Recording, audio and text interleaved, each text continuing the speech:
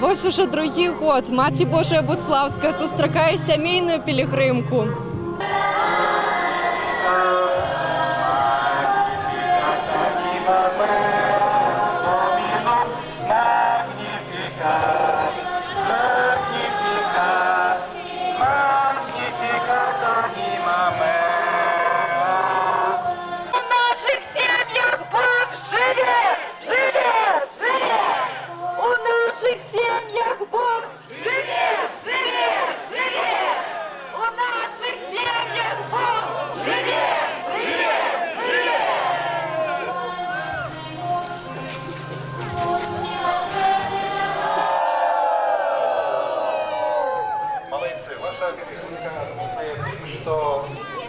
Це наше будущее.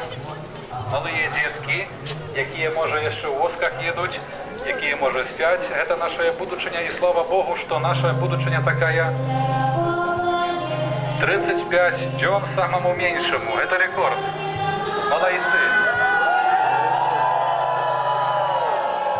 Хай добрий Бог благословить ім'я Отця і Сина і Духа Святого. Амен. Запрошаю. Маті чекає. Калі ласка.